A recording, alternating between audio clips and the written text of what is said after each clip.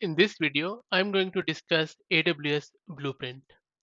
AWS Blueprint is a new resource that both enterprise and public sector organizations can use to implement preventative measures to protect data from ransomware events.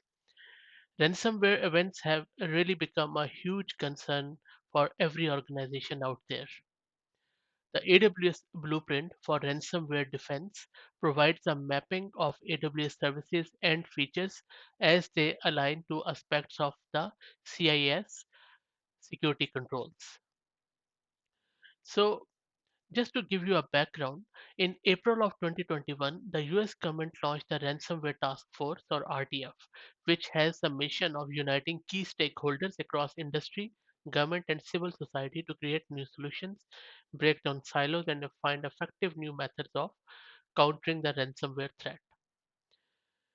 AWS is a member of this RDF and they have taken a lot of actions to create their own AWS blueprint for ransomware defense, which you can see on your screen. I will also put the link to this PDF document in the video's description. Also, CIS or Center for Internet Security is a community driven nonprofit globally recognized for establishing best practices for securing IT systems and data.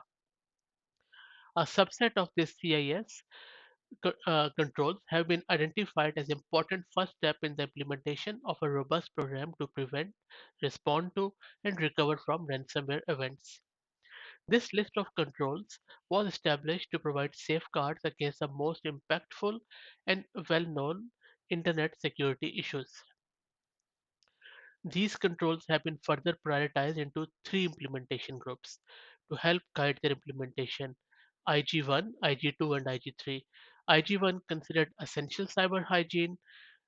IG2 builds on IG1 by including the controls in IG1 plus a number of additional considerations, and then IG3 includes the control both in IG1 and IG2 with an additional layer of controls that protect against more sophisticated security issues.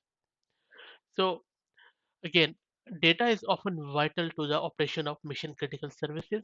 Ransomware can severely disrupt business processes and applications that depend on this data. So I am more than sure that if you go through this blueprint provided by AWS for ransomware defense, you can implement it in AWS readily. Thanks for listening.